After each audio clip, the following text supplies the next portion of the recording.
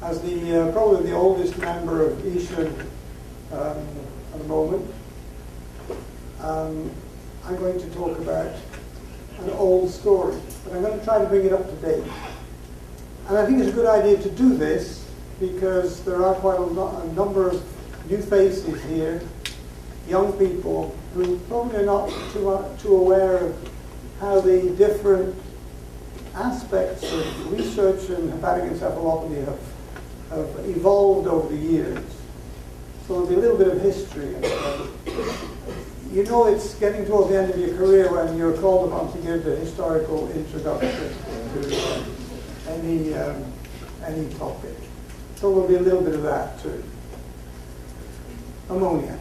Ammonia has many faces. It's been a popular entity, worked to death over the years in hepatic encephalopathy, but there are some actually new insights into ammonia and its mechanisms of action that are moving some new directions in this field into areas that are molecular, imaging, and so on. So it has evolved with the times and remains, of course, the target of the vast majority of our pharmacotherapies that we currently use. Many faces of ammonia. It's a gas. And I'm going to go rather quickly because I had my time cut down, as everyone else did, to 15 minutes. So fasten your seatbelts. It's a gas, freely accessible across membranes. It's an ion, protonated, a protonated form here. Similar ionic radius to potassium. And we're talking about a brain disorder. Hepatic encephalopathy is a brain disorder. Potassium ions in the brain, very, very dangerous potentially. They depolarize membranes, they release transmitters. So by the time we get to line 2, we've already got 2 problems for the brain anyway. It's a substrate for enzymic reactions such as glutamine synthetase. It's a product of others such as glutaminase. It's an acid, it's a base, and it's a toxin. In excess of 100 micromolar has many adverse reactions on neural function at many cellular locations and many different types of toxic actions. So for many years, really the only subject that was discussed at length at these meetings was ammonia and which one of these actions really was the culprit. Of course, we now know that there are many, many more things going on. There's an equilibrium takes place with ammonia in aqueous solution. Ammonia is in equilibrium with NH4+. The ratio depends on the Henderson-Hasselbalch equation. Chris Rolls will remember that from his pre-doc exam. They asked him to derive that. At 37 degrees, with a pKa of 9.15, and then hence under normal physiological conditions, just about all of it is in the NH4+ form. You can bear that in mind. How high does ammonia get in the brain and the CSF of a patient with liver failure? This remains a question. We don't really have the answer. We have some answers, some partial answers. This is one done from the Danish group, Clemenson and others, showing the relationship of brain herniation. As you know, patients with acute liver failure frequently end their lives because their brain has herniated. And that herniation, patients who went on to herniate had ammonias up in this sort of range. Cerebral herniation, up to about 350 micromolar. 350 micromolar. So if we said half millimolar would probably be about as high as things would go. Half millimolar. These are arterial values, half millimolar. Is there or is there not a gradient between the arterial system and the brain, CSF or brain? We have debated that and continue to debate it. There is an expert in the audience, Arthur Cooper, and if there are any questions on that afterwards, I'll refer them to Arthur because I'm sure he'll tell us what the latest idea is. But it has been suggested that that gradient between brain and arterial blood could be of the order of 2 or 3. so that the brain may well be seeing approximately a millimolar of ammonia maximum. What does ammonia do in the brain? Well, it has direct effects of the ammonium ion. I told you about the ammonium ion, similar to potassium. Effects mediated by glutamine, I'll come to that. It affects energy metabolism, and it affects quite a lot of genes that are coding for key CNS proteins involved in transport and many other things. And I've picked three, in the interest of time, picked three such genes just to illustrate the kind of spectrum of changes that we could see, we would expect to see when we expose brain cells of different types to ammonia. This goes back to Winfried Raab now, early ISHEN days. This is now late 70s, early 80s. Winfried Raab, who showed, now the hepatologists are looking at this thinking, what on earth is that thing? Well, that thing is a recording of a cell. This is what's called the inhibitory postsynaptic potential, this little dip here, in a controlled preparation. I won't go into details. That is the basis of inhibition in the brain. When we expose that to millimolar concentrations of ammonia, we wipe it out. It's gone. So ammonia in H4+, when it gets up to millimolar concentrations, can wipe out neural inhibition. This is an effect, obviously, in neurons. Winfried Raab also showed that at similar concentrations, in a different preparation, these are the action potentials into presynaptic terminals here. I won't again go into it too much. This is the spinal cord, this is input and output, and we're recording here. And here we see the excitatory postsynaptic potential going in the other direction, depolarizing, wiped out again by ammonium ion.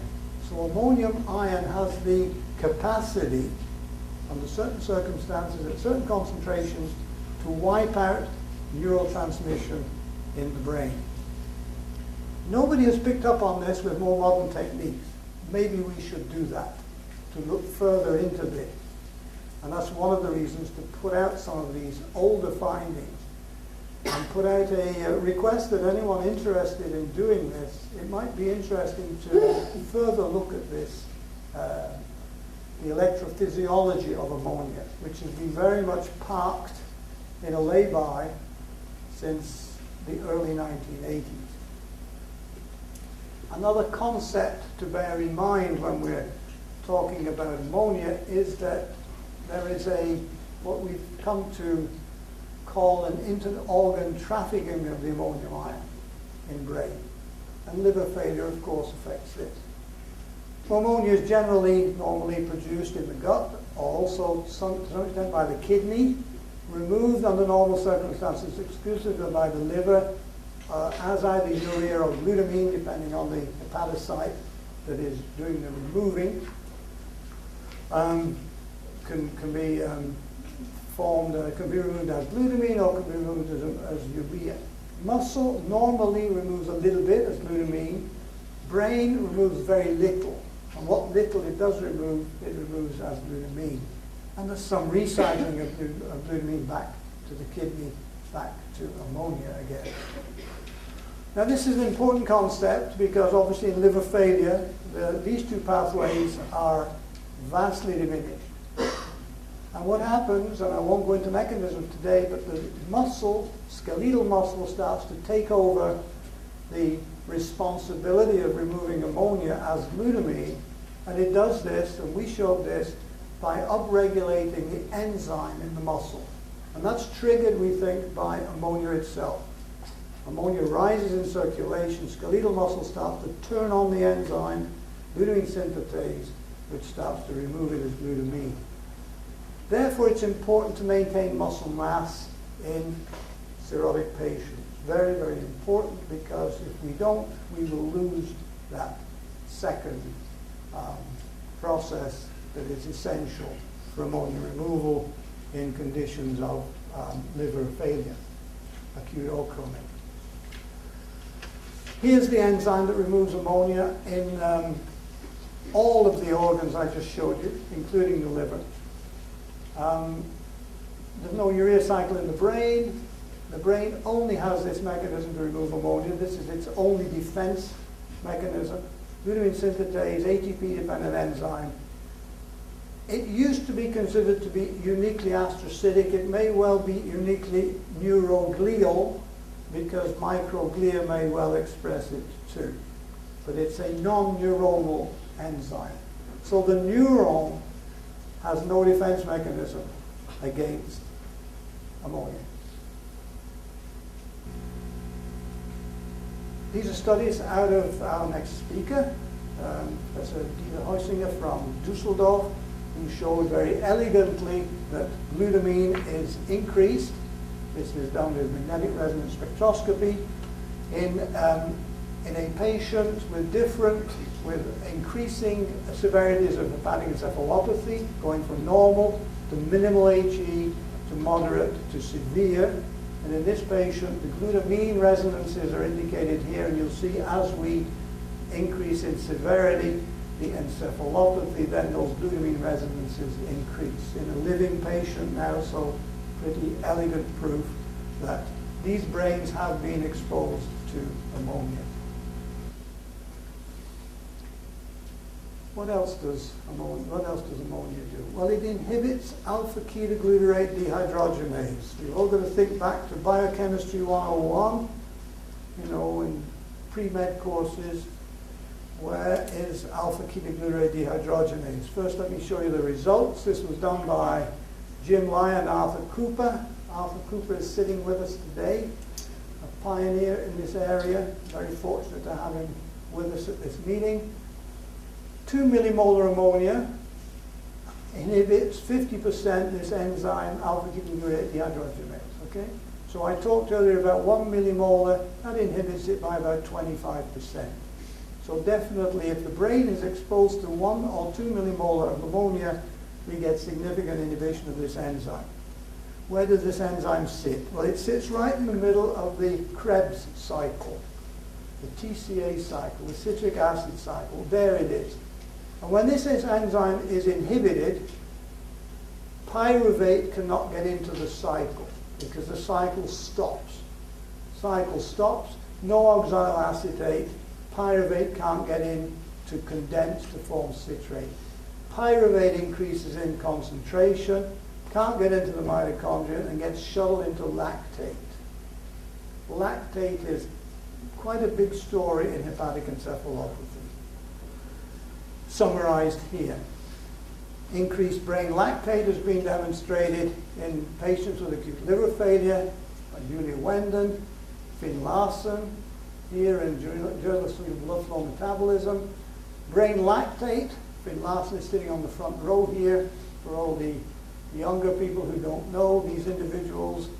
Brain lactate correlates with HE grade and with EEG in experimental acute liver failure, shown by Anke Mans and Mick Deutsch. Mick Deutsch is also here with us today.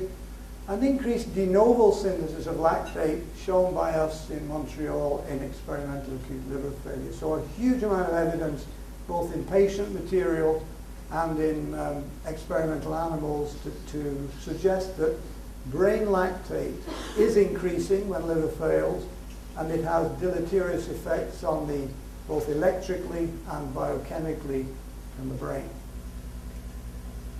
One new, I'm jumping a little bit here now, one new aspect involving lactate was published in 2005 by a group in Sweden who demonstrated that 10 millimolar lactate, which is actually a little below what we find in experimental animals with acute liver failure, increases the release of TNF-alpha, a pro-inflammatory cytokine. So a link here developing between ammonia, which causes an increase of lactate because it slows down the TCA cycle, and this increase of lactate then starts to switch on an inflammatory response. Not suggesting this is the only way in which inflammation occurs, but it's a possibility. And it's just another example of the kind of things that ammonia, the kind of mechanisms, toxic mechanisms that ammonia is implicated in. I'm going to give you 3 examples now of genes that are getting turned on or off by ammonia. It's interesting to put this up anyway, because this is a plan now of a glutamatergic synapse.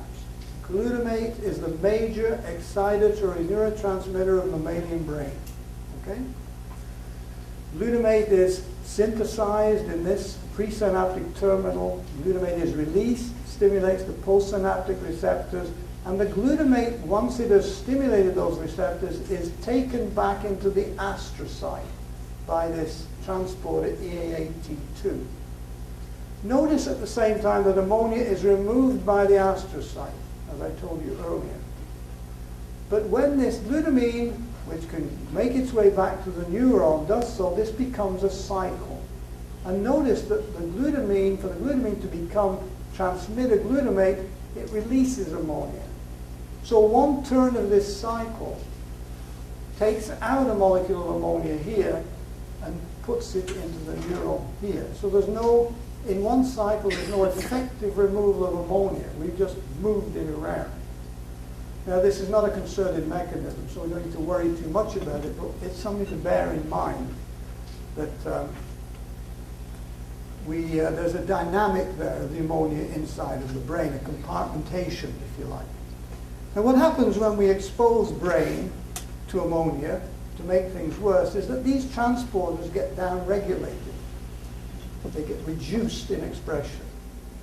And here's just an example from our work in Montreal, showing the EAAT2. You can see the loss of expression here, the loss of expression, the loss of transport of glutamate in the brains of these animals with acute liver failure. The acute liver failure here was due to hepatic devascularization. So, loss of transporter expression, loss of transporter function when we expose the brain to ammonia. And this occurs also for the glycine transporter, the glutamine transporter, and several others. A lot of damage from the thing, as from a phenomenon as important as that. GFAP is another protein in brain.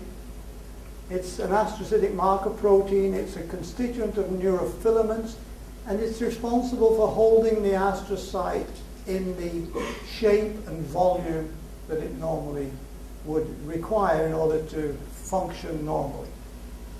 When we expose this gene corresponding to this coding for this protein to ammonia again, either in vitro or in vivo, this is what we see, a dropout. And as the animal becomes more and more encephalopathic through pre-coma into coma, so the loss of GFAP increases.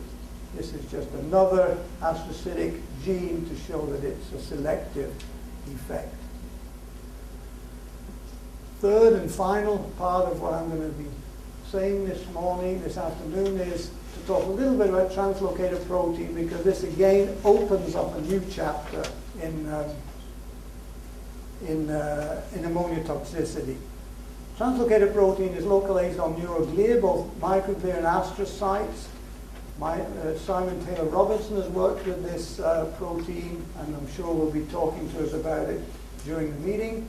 On the outer mitochondrial membrane, it has a role in proliferation. Importantly, has an important role in cholesterol uptake and the synthesis of some new compounds.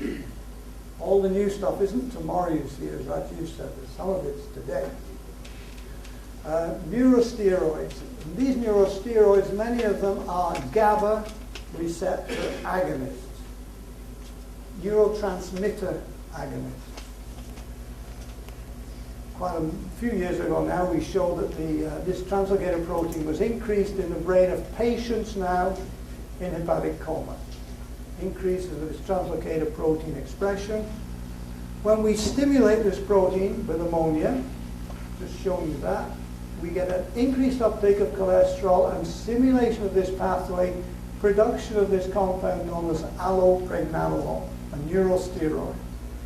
There's its structure. Here are its concentrations. in the brains of patients with hepatic encephalopathy versus a patients here with liver disease, no encephalopathy, a single patient with uremic coma, and age-matched controls. Clear increase, clear accumulation of this compound in the brains of patients with hepatic encephalopathy. And that compound is allopregnanolone. Here's the cartoon a little better explained. Ammonia stimulates. It used to be called PTBR, this translocated protein. Don't worry about that. We synthesize neurosteroids, and they co-stimulate the GABA receptor to cause inhibition, to cause coma, to cause the kind of neurological symptoms that we see in hepatic encephalopathy. So this has opened up a whole new chapter now where we've come back to a hypothesis, the GABA hypothesis, that we largely put to one side for several reasons. Now it's kind of opened it up again. And that's important because of what I'm going to show you on the next slide. This goes back to the 1990s. Some really excellent work by Tony Jones and Tony Basile in the US, who showed that the visually evoked potential patterns, always nice to come back to something physiological, in animals with experimental liver failure and those treated with modulated gamma transmission are almost identical. There's a normal animal. There's a VIP pattern, visual evoked potentials. Here's an animal in hepatic coma, and you can see these different aspects of the visual evoked potential patterns. And here's an animal administered pentobarbital. And we get the same thing if we administer benzodiazepine, and we get the same pattern if we administer a neurosteroid. We see this pattern which is almost identical, suggesting to us that there must be some aspect of the GABA system that is reproduced in the brain of an animal with liver failure. And we do believe that nowadays, the best explanation for that is that there's the presence of a neurosteroid, a GABA antagonist, producing this almost identical visual evoked potential pattern. I'll end now with a short recap. What have we really said? And this is aimed at particularly at the trainees and people new to the field. Neurotoxicity of ammonia. There's an acid-base equilibrium. There's interorgan trafficking. There's pathology, in acute ammonia intoxication, cytotoxic brain edema, if sufficiently severe, leads to intracranial hypertension and brain herniation and death. Chronic hyperammonemia, another kind of pathology called Alzheimer's type 2 astrocytosis. I didn't touch on this because it has been shown that you can produce it artificially in a cultured astrocyte by exposing it to ammonia, so it may well be an ammonia-related phenomenon, but you can do it also with compounds such as manganese. But the pathology is quite different. Swelling versus a seemingly irreversible or only partially reversible pathology. Ammonia is removed in brain uniquely by glutamine synthesis. Toxic effects of ammonia on brain function include, but are not restricted to, the following. Glutamine accumulation, and there's a lot of evidence to suggest that this is involved in swelling of the astrocyte particularly, and particularly in acute liver failure. Brain energy compromise, lactate accumulation, neuroinflammation. It could be one way in which ammonia leads to neuroinflammation. There are surely others. Glutamate transporter deficit, excitotoxicity, this we know. GFAP loss, and if we get GFAP loss, we've now lost this protein that's involved in cell volume regulation. So that protein isn't there, the cell volume regulatory properties are not there, and cells swell more easily. Translocated protein activation, neurosteroid synthesis, and reawakening of the GABA system, turning on those GABA neurons. And if you'd like to imagine going back to the first slide, that first slide of Winfried Rader's where he wiped out inhibition, those were in GABAergic cells. So we have a kind of a complete story there involving ammonia at so many different levels, in so many different ways. And it would be interesting. I see many abstracts at this meeting in which ammonia appears in the title. I can see there are many people who found alterations of yet other genes, other signaling pathways in the brain. It's a complex molecule with a lot of complex actions. Thank you very much for your attention.